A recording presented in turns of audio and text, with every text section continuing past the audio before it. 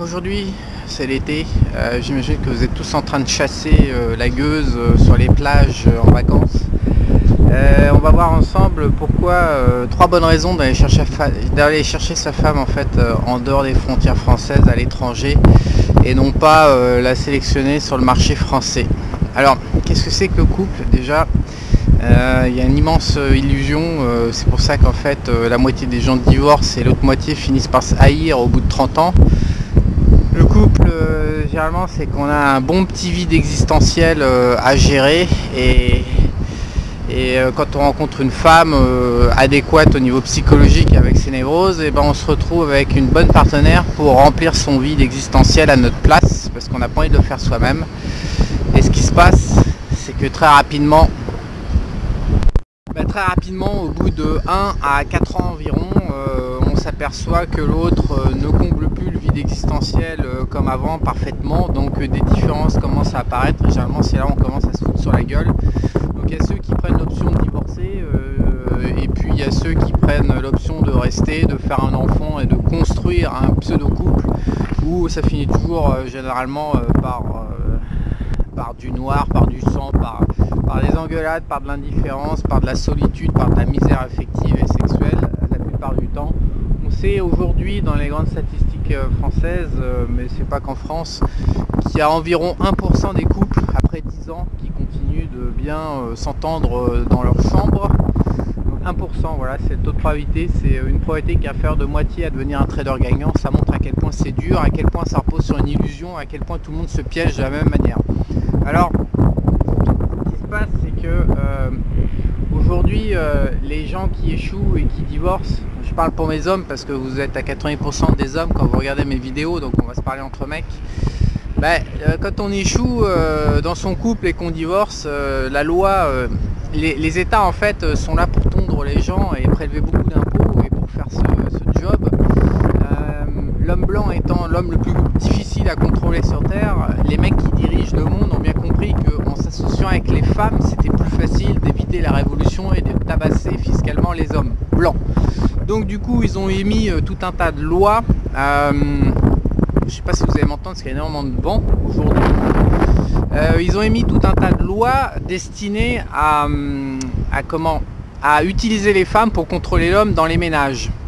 Alors ça va faire grincer les dents cette phrase, mais quand on vit en Asie où les systèmes de domination des hommes, parce que l'homme asiatique est beaucoup plus facile et beaucoup plus respectueux de la société dans laquelle il vit, c'est très important pour lui de respecter le groupe, beaucoup plus que pour un homme blanc qui est basé sur l'individualisme. Donc quand on le voit, là justement je suis à Bangkok, quand on le voit mais au Japon, au Vietnam, en Thaïlande, en Chine, ces pays-là, ils n'utilisent pas du tout la femme pour contrôler les hommes, et donc du coup les pays sont complètement dirigés d'une autre manière et les femmes sont beaucoup moins protégées, et on voit bien à quel point en fait en Europe le but de la femme est utilisé par les politiciens. Donc qu'est-ce qui se passe quand on échoue dans son couple? Il se passe qu'on se fait démonter la tronche par le gouvernement local, blanc, je répète, occidental, industrialisé, et on va donc prendre un certain nombre de pénalités du genre on va se retrouver à devoir payer une pension alimentaire les yeux de la tête, ce qui fait que quand on va visiter nos enfants, généralement on va se faire piquer la baraque ou la moitié de ce qu'on a gagné. Notez bien que les femmes, elles, ne payent pas la moitié de ce qu'elles ont gagné pendant la période du couple, c'est juste l'homme qui doit payer la moitié. Ce qui montre bien à quel point les lois ne sont complètement unilatérales et destinées à plomber l'homme qui abandonne sa femme. Et donc en fait, quand on divorce, et généralement ce qui se passe, enfin des centaines de personnes m'ont raconté, voilà, donc ils vont voir leurs enfants et puis ils voient un nouveau mec en train de piner madame, leur ex-gonzesse, dans l'immeuble qu'ils ont choisi et acheté. Ils voient leurs enfants appeler le nouveau mec papa à leur place, et donc c'est quelque part un cauchemar ambulant, surtout qu'il y a quand même un paquet de mecs qui sont plombés financièrement, devoir payer bien plus d'argent qu'ils ne devraient l'être, qu'ils devraient le faire, pour entretenir madame qui branle que dalle, qui se fait piner par un autre. C'est ça qui se passe, on va se parler concrètement. Donc la moitié des mecs disent voilà, c'est super la France, c'est super la protection des femmes, puis quand ils sont dans la machine à laver, là où ils sont en train de se faire rouler, ils continuent d'essayer de se dire que c'est super, mais évidemment ils digèrent un peu mal le bazar, ils ont du mal à l'avaler. C'est super, mais c'est quand même super qu'à moitié, c'est pas super génial non plus. Alors pourquoi aller chercher 3 femmes à l'étranger? Alors pas du tout pour mettre fin à ce système qui est une horreur, mais tout simplement parce qu'à l'étranger, on a des avantages sur le marché qu'on n'a pas en France, que je vais vous exposer. Je les ai découverts au fur et à mesure de mon expatriation quand j'ai quitté la France en 2009. Et je les ai perfectionnés et ils sont plus surprenants, on vous le dit pas en fait au départ quand on quitte la France. On les découvre un peu par hasard. Donc le premier argument, aujourd'hui on sait qu'une femme et un homme s'accouplent en fonction de deux critères. La femme s'accouple en fonction de la puissance de l'homme. Ça va bien lui énerver les ovaires, ça, elle va titiller des ovaires quand elle va avoir un mec qui lui paraît puissant. Donc la puissance d'un homme, ça repose sur 4 critères: le pognon, la beauté physique de la gueule, la beauté on va dire musculaire, corporelle. Évidemment le mec qui fait 1m90 et 100 kg de viande, ça va vraiment l'énerver parce que c'est reptilien, c'est animal. Et il y a le pouvoir également qui est extrêmement aphrodisiaque pour les femmes, donc le pouvoir qui est une forme de puissance. Donc c'est les 4 principales écoles. En face, d'abord vous comprenez que sur ces 4 écoles, il n'y en a qu'une seule qui est contrôlable, c'est le pognon. Le pouvoir éventuellement si vous êtes bien né ou vous avez les bons diplômes ou les bonnes connexions, mais c'est déjà plus compliqué à capturer. Si vous avez la gueule de travers ou la gueule de monsieur tout le monde, ce qui est le cas de la grande majorité d'entre nous, il faut oublier la beauté. Quant à l'aspect musculaire, moi je fais 1m72, quand je suis en train de maigrir pour essayer d'avoir mon six-pack à 44 ans, pour tout vous dire, je fais 58,5 kg, ça va pas en énerver beaucoup en France d'avoir un mec, certes avec une musculature fine, alors que tous les mecs sont bedonnants, dégueulasses, plein de graisse. Mais 58 kg, j'ai bien conscience que je vais pas énerver un paquet de minettes avec mon poids et ma corpulence, voilà. Donc même si je mangeais beaucoup, même si je faisais beaucoup de muscu, je pourrais peut-être monter à 70 kg, je pourrais jamais affronter des masses musculaires d'1m90 et de 100 kg qui énervent madame. Donc à partir de là, l'avantage le plus clair en tant que mec pour avoir de la puissance qui est aphrodisiaque pour madame, c'est d'avoir du pognon. Qu'est-ce qui se passe? Pourquoi aller chercher à l'étranger dans les pays émergents? Mais tout simplement, donc, excusez-moi, j'ai oublié. Pour madame, c'est le pognon, les 4 critères que je viens de vous donner. Pour monsieur, le critère principal, généralement dans les accouplements initiaux, ça reste le physique de madame, c'est-à-dire sa gueule, ses nichons ou son cul. Hein, on va pas se mentir, c'est pas sa beauté intérieure, ni sa manière de penser qui nous attire, même si on aime bien se le raconter pour dire qu'on n'est pas superficiel. La vérité, c'est qu'on est de la pinée, et on est de la pinée parce qu'elle nous énerve. Mais bon, voilà, on peut dire, ouais, mais c'est super intelligente, ça m'excite grave une femme intelligente. Mais bien sûr, on y croit. Donc généralement, il y a une transaction initiale qui se fait dans tout accouplement amoureux sur Terre, dans tous les pays du monde. C'est on échange un physique, le physique de madame, contre de la puissance de monsieur, qui peut s'apparenter aussi à la testostérone sur un plan hormonal pur. Les femmes, il y a une partie reptilienne dans le corps des femmes, les femmes chassent la testostérone, c'est ça qui les énerve, voilà, on est câblé comme ça. Pourquoi aller chercher une femme dans un pays émergent? La première réponse tout à fait logique, c'est que dans un pays émergent, les gens qui sont en compétition sur le marché en termes de pognon sont généralement inférieurs aux habitants des pays industrialisés. Donc il est beaucoup plus facile de faire la différence en pognon vis-à-vis de la compétition locale des hommes que aller faire la compétition en France, aux États-Unis, encore pire, ou en Suisse où on sait que les mecs sont blindés, et bien plus blindés que les Français. Donc argument numéro 1 pour aller chercher madame, c'est qu'on est à fortune identique, beaucoup plus puissant sur le marché de la femme dans un pays émergent que dans un pays d'origine comme la France. Voilà, ce qui est déjà un sacré argument, croyez-moi. Alors évidemment, il y a tous les petits gauchos cathos refoulés qui disent oui, les femmes c'est des putes, celles qui regardent ça, la vraie femme avec un grand cœur, elle regarde pas ça. Moi je vous réponds, mes couilles, hein, ça marche partout pareil sur Terre, il y a 3 milliards de femmes, les 3 milliards... D'ailleurs, il y a des recherches qui ont été faites, y compris aux États-Unis, donc dans les pays industrialisés où les femmes ne sont pas des putes, supposé, ou d'ailleurs si vous pouvez faire la recherche vous-même sur Amazon, vous verrez pourquoi. Le titre je crois du livre de la recherche, mais il y en a plein qui ont été produits, mais un des livres c'est amusant parce que c'est assez évocateur, c'est pourquoi les femmes des hommes riches sont belles, un truc comme ça, vous trouverez sur Amazon.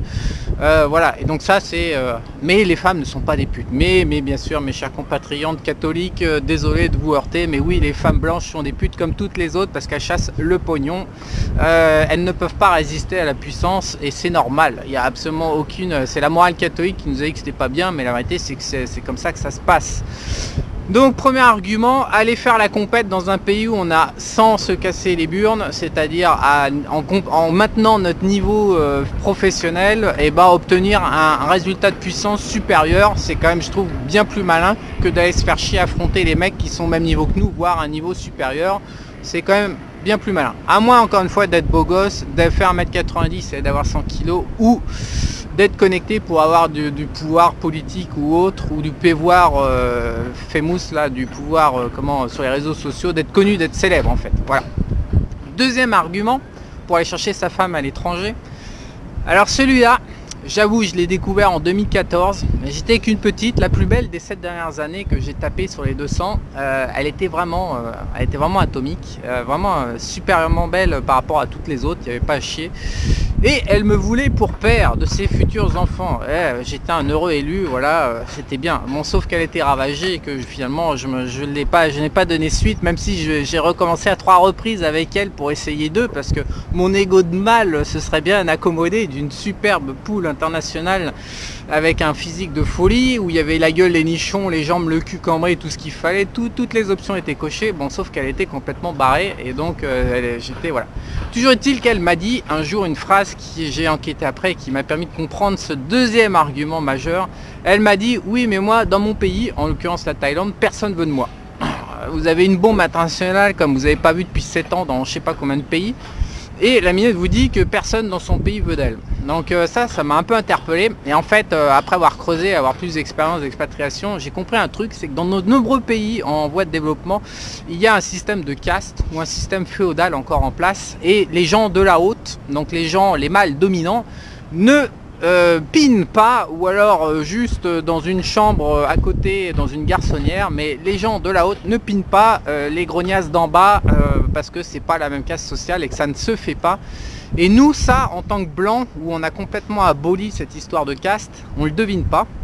Ce qui se passe, c'est qu'une femme très très belle, mais qui vient d'une caste inférieure, ne peut pas s'exprimer dans son pays, n'est pas reconnue, elle est considérée comme une merde, malgré sa beauté, et c'est vraiment pas une blague. Et donc, pourquoi elle va naturellement vers les blancs? Parce qu'on est quasiment la seule race sur Terre où on n'a plus de système de caste, et donc elle va pouvoir être elle-même, et non plus en fonction de son niveau de naissance, son niveau social de naissance. Elle va vraiment pouvoir vivre et être écoutée et comprise pour ce qu'elle est, c'est-à-dire son cul, sa gueule, ses nichons. Non, c'est pas vrai, des fois elle raconte des choses intéressantes, mais toujours dit qu'une femme va pouvoir être entendue pour autre chose, et va pas en fait être rabaissée mécaniquement. Alors ça paraît complètement invraisemblable quand on est blanc et qu'on vient de la France par exemple, où on est élevé dans un pays avec les égalités, mais j'ai pu le voir des centaines de fois en l'espace de 9 ans dans différents pays. Le système de caste, c'est pas une blague, c'est une réalité.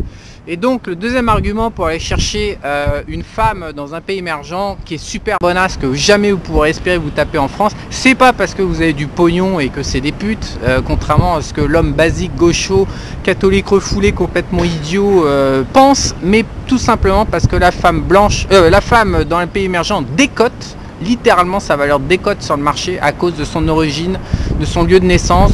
Généralement, elles ont la peau un peu mate, et ça, dans les pays émergents, la peau mate, c'est considéré comme source de pauvreté, c'est que vous êtes en train de travailler dans les champs.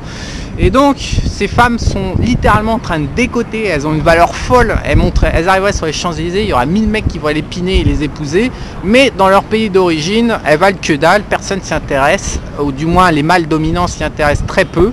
Ce qui fait que quand vous arrivez en tant que blanc, non seulement vous apportez une écoute, mais en plus vous apportez, vous arrivez avec une surcote, c'est que c'est pour elle une porte de sortie sociale, et surtout elle n'a pas de compétition en face, elle n'a pas de prétendant.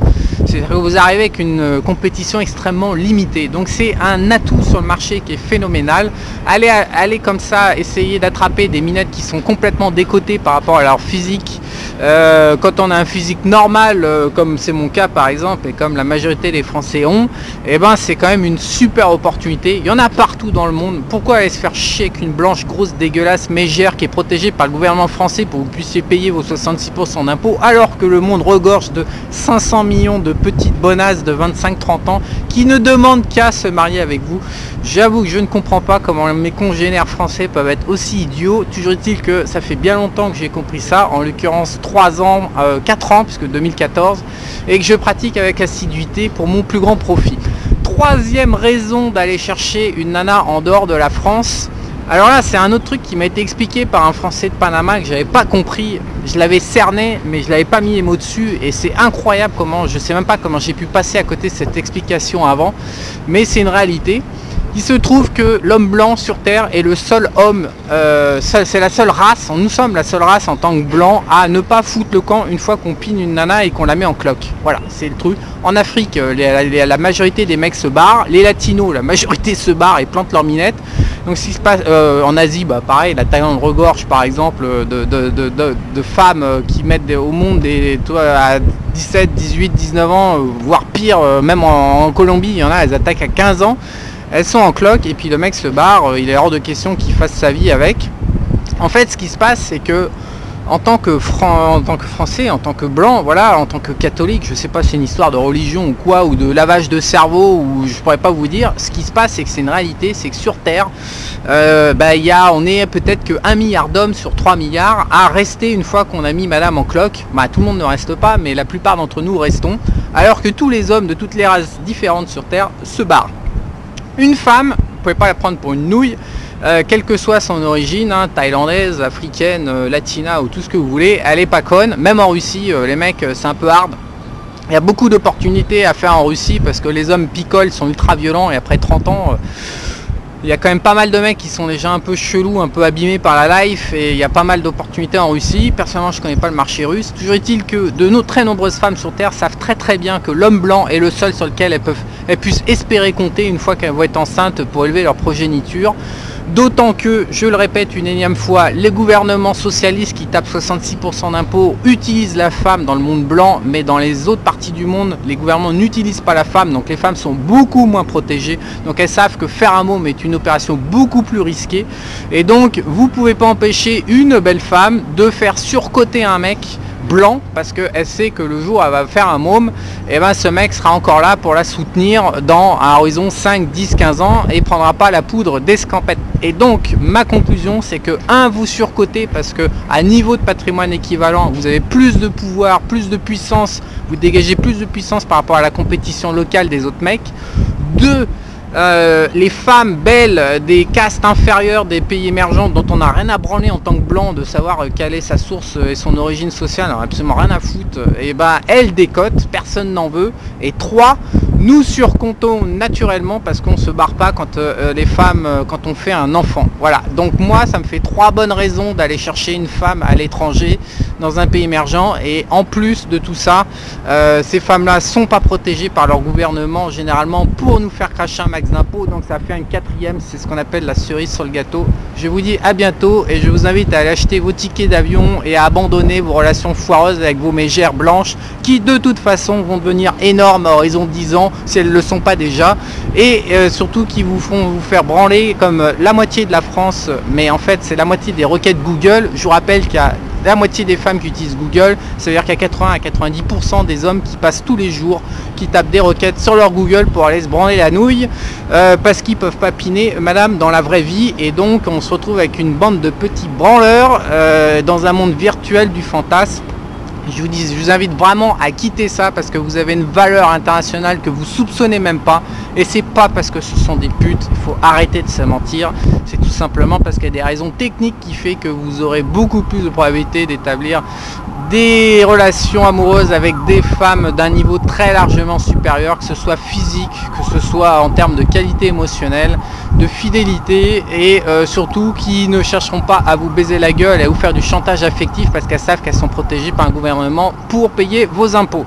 J'espère que cette vidéo vous inspirera. Pour ma part, je vais aller rejoindre la nuit de Bangkok, comme vous voyez, qui est en train de tomber, pour aller chasser des petites... Non, c'est pas vrai, je sors avec ma copine, mon amoureuse, ce soir au cinéma. À bientôt.